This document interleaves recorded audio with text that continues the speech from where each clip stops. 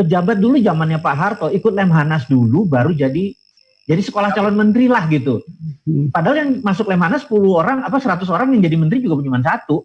Tapi Lemhanas itu penting karena di situ selama 9 bulan diajari tentang apa itu nation threat, apa itu nation interest, apa itu survival of the nation. Setiap hari Rabu saya adalah Spider-Man. Setiap Senin di luar hari Rabu saya adalah Peter Parker gitu ya. Jadi kayak punya split personality gitu. Jadi pada saat hari Rabu inilah saya benar-benar mendedicate hidup saya untuk negara.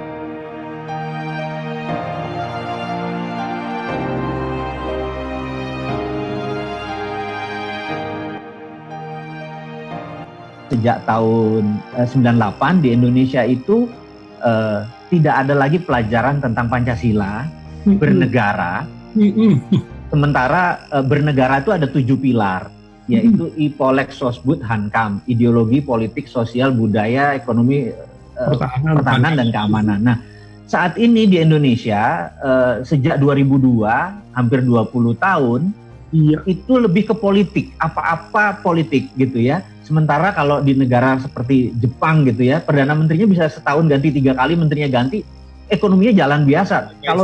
Nah, saya merasa harus ada faktor pendewasaan dari teman-teman yang karena dulu pelajaran dulu ada PMP, ada P4 penataran gitu ya. Nah, zamannya kita ada nih Pak. Nah, anak-anak sekarang Pak 20 tahun itu nggak ada gitu. Jadi bernegaranya mereka nggak ada. Terus lagi pejabatnya. Pejabat dulu zamannya Pak Harto ikut Lemhanas dulu baru jadi sekolah calon menteri lah gitu. Padahal yang masuk Lemhanas 10 orang 100 orang yang jadi menteri juga cuma satu. Tapi Lemhanas itu penting karena di situ selama 9 bulan diajari tentang apa itu nation threat, apa itu nation interest, apa itu survival of the nation. Yang membuat impact negara kita utuh ini kan keberagaman kita, kesadaran kita seperti itu. Nah, saya merasa kok nggak ada yang bicara. Terus banyak sekali pejabat-pejabat yang malah tidak ngerti apa itu Lemhanas atau pertahanan negara. Nah, darah saya pikir saya berkontribusi bagaimana kalau sementara anak-anak sekarang kan menggunakan media sosial, menggunakan YouTube. Saya pikir ya udah saya lewat udara saja. Jadi ini sebenarnya tidak ada niatan saya adalah pebisnis, saya orientasinya adalah profit gitu ya. Terus kalau ada lebih ya baru kita berbagi gitu ya. Nah, business as usual. Tapi pancingan kita untuk membangun negara ini. Nah, oke. Terus dari mana ilmunya saya itu? Kebetulan dulu memang sekian tahun saya berada di lembaga yang memang ngurusi begituan. Saya nggak enak jelasinnya di udara nih. Jadi memang setiap hari Rabu saya adalah Spider-Man. Setiap Senin di luar hari Rabu saya adalah Peter Parker gitu ya.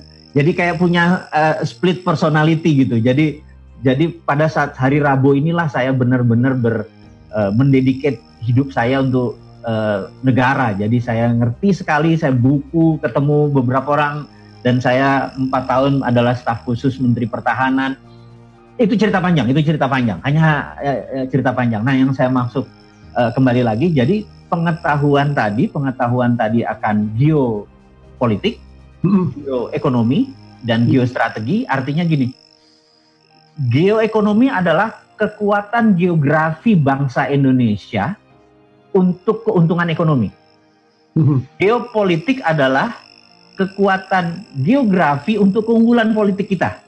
Nah, dua itu distrategikan. Nah, jadi ini hubungannya sama kekuatan kita akan kekuatan geografi kita. Nah, Indonesia ini unik. Jadi geografi kita one of the best gitu. Karena ada 6 misalnya di dunia ini selat, major strait namanya, selat utama, major strait karena dilalui banyak kapal.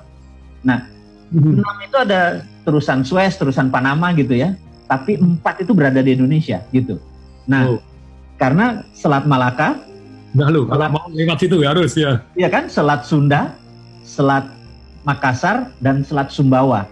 Ini adalah major strait, bisa dibayangin. Di utara Indonesia, itu ada negara besar seperti Hong Kong, kota-kotanya saya sebutin aja, Hong Kong, Shenzhen, Guangdong, Taiwan, Seoul, Jepang, itu adalah negara produsen. 20%-nya pergi ke Amerika Utara, 80%-nya ke Afrika, Asia Barat, dan Eropa, pasti lewat Selat Malaka. Dan di Selat Malaka itu ada 100.000 mother vessel yang gede-gede, di mana 80%-nya milik China.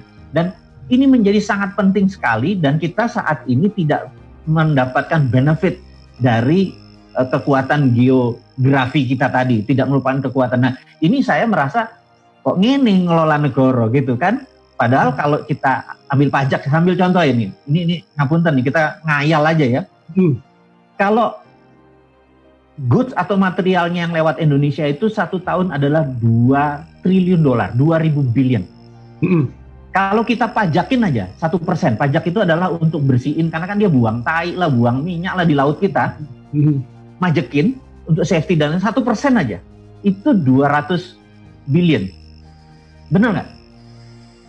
Dan ya oke lah, kalau kita sendirian nanti Amerika marah, Tiongkoknya marah. Ya udah, 20% buat Amerika, 20% buat China, kita 60, yuk kita gabung buat konsorsium sebagai security di sini untuk insurance dan lain sebagainya. Itu cukup untuk bayar APBN. Nah, kayak gini ini saya merasa tertantang, maksudnya untuk mengingatkan siapapun yang menjadi presiden, siapapun yang menjadi pengelola negara ini potensi-potensinya. Jadi kalau ekonomi kita ini, kalau lihat dari secara global, kita sebenarnya nggak pernah kalah gitu. Kalau ngerti geopolitik dan geostrategi, saya ngerti mereka nggak sadar seperti, bila kalian nggak pernah ikut Lemhanas gitu. Jadi kita ada 2 hal yang saat ini yang kita lihat adalah, satu adalah namanya nation interest. Jadi China, Tiongkok ingin negaranya hidup 1000 tahun lagi. Setuju ya? Amerika juga ingin hidup 1000 tahun lagi. Jepang pengen 1000 tahun lagi masih ada. Indonesia juga pengen intact utuh. Itu namanya nation. Nah, setiap negara itu punya nation interest. Ingat, nation interest sebuah negara itu bisa menjadi nation threat negara lain. Harus diingat ya. Itu hukumnya.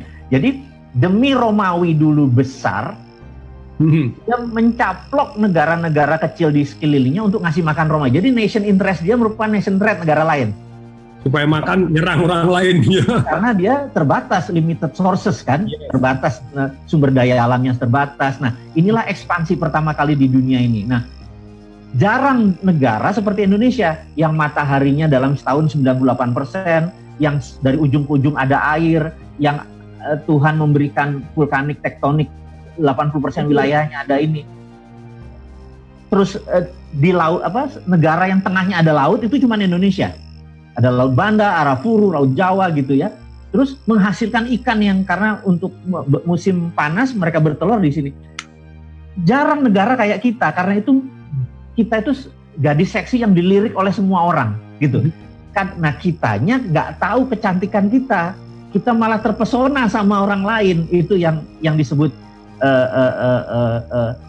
kita harus mengingatkan gitu ya. Nah, jadi kembali lagi, nation interest negara orang merupakan nation threat negara lain. Nah, jadi Amerika sangat ingin natural resources Indonesia. China sangat ingin natural resources Indonesia, udah pasti gitu ya. Nah, itulah yang saya merasa bahwa ada perang di